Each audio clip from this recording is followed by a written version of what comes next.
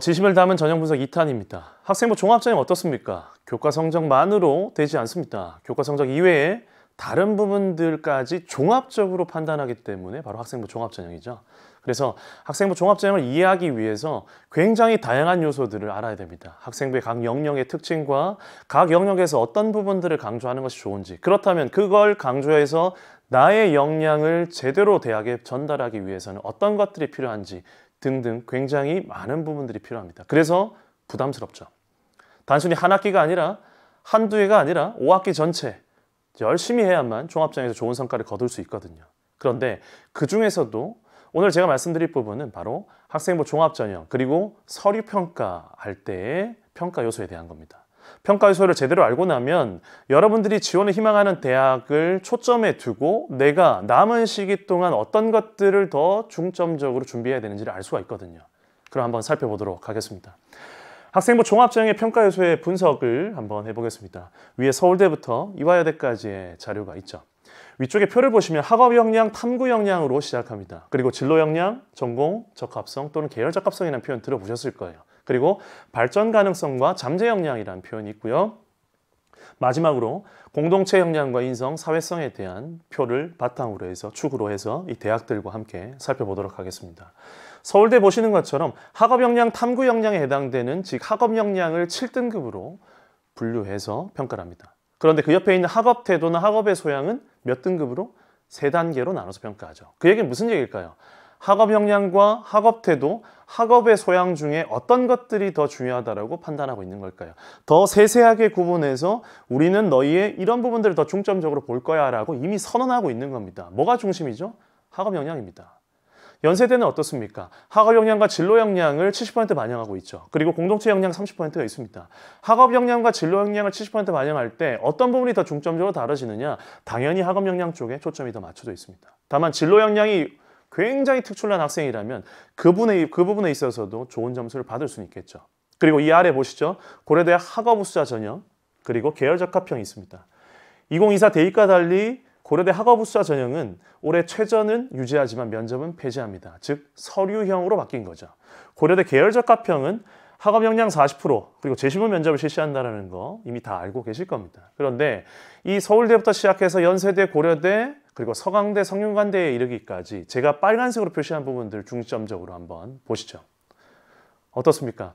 이 부분이 이 대학들, 흔히 얘기하는 최선호 대학이라고 할 수 있는 이 대학들은 학업 역량이 1번이 돼야 된다는 겁니다. 그럼 지금 이 대학을 노리고 이 대학을 진학하고 싶어서 공부를 열심히 하고 있는 학생이라면 지금 자신의 활동과 관련해서 어떤 부분을 더 초점을 두고 남은 학기, 남은 시간을 보내야 될까요? 답이 나왔죠, 그렇죠? 그런데 이것만이 아니라 조금 더 움직여 보겠습니다. 중앙대부터 한번 볼게요. 중앙대 융합형과 탐구형으로 이름이 이렇게 정해졌습니다. 융합형은 서류형이고요. 즉 면접이 없습니다. 탐구형은 면접형입니다. 그리고 경희대, 한국외대 서류형과 면접형, 그리고 시립대도 역시 마찬가지고요. 건국대, 동국대, 홍익대, 숙명여대까지 이렇게 표시를 했습니다. 2024학년도 대입 기준이기 때문에 2025학년도 대입에서 약간 변경될 수는 있지만 그 틀은 크게 바뀌진 않을 겁니다. 여기 보시는 것처럼 아까 최선호 대학과는 달리 중심축이 어디 있죠? 이 가운데. 진로 역량, 전공, 계열 적합성, 그리고 발전 가능성과 잠재 역량에 해당되는 이 부분에 더 중심이 놓여 있습니다. 그럼 최선호 대학을 제외하면 나머지는 이 가운데가 더 중심이겠구나라는 걸 알 수가 있겠죠. 뒤에도 조금 더 살펴보겠습니다. 그런데 이 부분 보이시나요? 서류형과 면접형에 있어서도 중심 역량이 조금 차이가 나죠. 한국 외대는 어떻습니까? 서류형과 면접형. 이미 똑똑한 학생은 이미 알아챘을 거예요. 서류형이 뭘 더 강조하고 있죠? 바로 학업 역량을 강조하고 있는 겁니다. 즉 서류형에서 학업 역량을 조금 더 중심적으로 보고 있구나. 왜 그럴까요? 면접도 없기 때문에 아이들이 얼마나 공부를 잘하고 우리 학교에 들어와서 학업을 이어갈 수 있을지가 대학 입장에서는 궁금한 겁니다. 그래서 학업 역량을 더 큰 중심축으로 두고 있는 거죠. 그래서 두 가지 이야기를 했습니다. 지금까지. 최선호 대학은 학업 역량 중심이고 그 아래는 가운데 있는 것처럼 진로 역량이나 전공 계열 적합성이 조금 더 중심이 되고 있구나. 그런데 두 번째 포인트가 뭐죠? 서류형은 학업 역량 중심, 면접형은 진로 역량 중심이라고 보시면 되겠습니다. 조금 더 확인해 볼게요. 국민대부터 시작해서 또 상명대까지 대학들입니다. 국민대는 프론티어 전형과 학교생활 우수자 전형 두 전형이 있는데요. 그리고 세종대도 서류형과 면접형이 있죠. 그리고 명지도 서류형과 면접형이 있습니다. 이제 뭔가 눈치채셨죠? 세종대만 보셔도 서류형, 명지대 서류형, 다 학업역량이 더 중심이 되잖아요. 그리고 세종대와 명지대의 그리고 면접형 역시 진로 역량이 중심이 되고 전공적 합성이 중심이 된다는 거 이미 확인이 되셨을 겁니다. 다만 이렇게 예외적인 대학들도 있어요. 국민대 같은 대학, 그리고 광운대 같은 대학들은 어떻습니까? 프론티어 전형이 됐든 학교생활 우수자 전형이 됐든 광운대도 서류형이 됐든 면접형이 됐든 상관없이 우리는 이쪽에 저 중심축을 두고 평가하겠다라고 얘기해 주는 겁니다. 여러분, 이런 서류 전형에서 이런 대학들이 평가 요소를 보여주는 건요. 게임이 됐든 스포츠가 됐든 그 게임과 스포츠의 룰을 보여주는 겁니다. 여러분, 이 룰을 정확하게 파악하시고 내가 경기를 준비해야겠죠. 조금 더 가보겠습니다.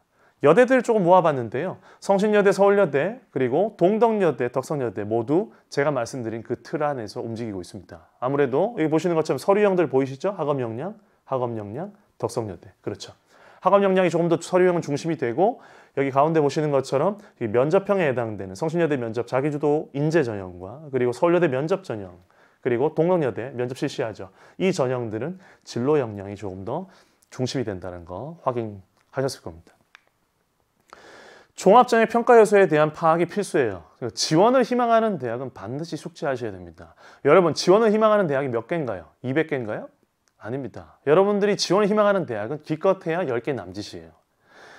처음부터 6장의 카드를 생각해서 나는 뭐 5개 대학만 볼 거야, 3개 대학만 볼 거야, 6개 대학만 볼 거야, 6개 전형만 볼 거야, 그렇게 생각하지 마십시오. 후보군을 두셔야 돼요. 만약에 내가 동덕여대를 지원하고 싶은 학생이라면 동덕여대와 비슷한 성적대를 갖고 있는 대학들을 함께 살펴보는 게 중요합니다. 그래서 지원을 희망하는 대학의 이 평가 요소를 숙지하시고 그것을 바탕으로 해서 3학년 남아있는 시기 그리고 또는 1, 2학년이 혹시 들었다면 1, 2학년을 살아갈 때도 역시 마찬가지입니다. 자신이 희망하는 대학이 있다면 그 대학이 요구하는 역량을 준비하는 게 중요합니다. 그래서 자신이 뛰어난 역량이 있다면 그것을 더 강화하는 방법을 고민하시고 혹시라도 좀 부족한 부분이 있다면 그것을 보완하는 방법을 바탕으로 해서 고민하시고 또 준비하시면 좋겠습니다. 경기권의 대학으로 한번 가볼게요. 역시 크게 다르지 않습니다. 여기 보시는 것처럼 단국대 서류형 어떻습니까? 학업 역량이 45%잖아요. 그렇죠? 이런 식으로 학업 역량을 중심으로 두는 전형과 진로 역량 이쪽을 더 중심으로 두는 전형들이 있습니다. 근데 이 중에 또 재미있는 전형들이 있어요. 어찌 보면 가천대 같은 경우는 계열 적합성도 있고 인성도 있죠. 그렇죠? 이렇게 사실은 인성을 더 강하게 보는 대학들도 있습니다. 제가 이까지 보여드린 이유가 뭐냐면요.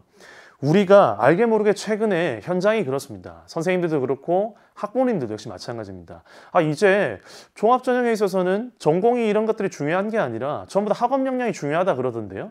반만 맞고 반만 틀린 거예요. 실제로 학업 역량이 더 중심인 대학이 있고 전형이 있고 그렇지 않은 게 있는 겁니다.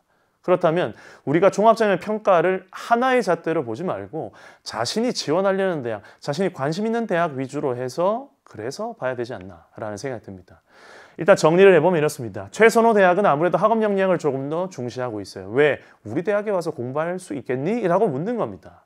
그런데 중하위권 대학으로 갈수록 전공적 합성이라든지 인성이라든지 이런 부분을 강조하는 대학이 나오고요. 그리고 대학마다 그 반영 비율이 다 다릅니다. 학업 역량 A와 전공적 합성 A, 발전 가능성 인성 A는 점수가 달라요. 당연하죠. 아주 에이스 전형을 볼까요? 학업 역량 37점 만점입니다. 당연히 학업 역량의 A는 37점이고요.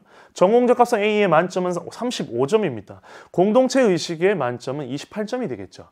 점수는 다르다는 거예요. 그런데 학업 역량 1점과 전공적 합성 1점, 발전 가능성 1점, 그리고 인성 1점, 각 요소들의 1점은 다 같은 겁니다. 이게 무슨 얘기냐?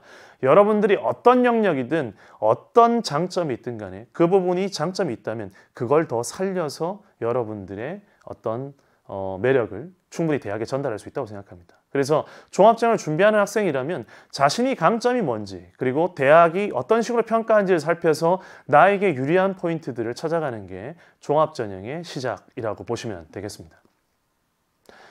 진심을 담은 전형 분석 2탄입니다. 학생부 종합전형 어떻게 들으셨어요? 평가 요소를 통해서 내 강점을 조금 더 살펴보고 그것을 더 잘 준비해야겠죠.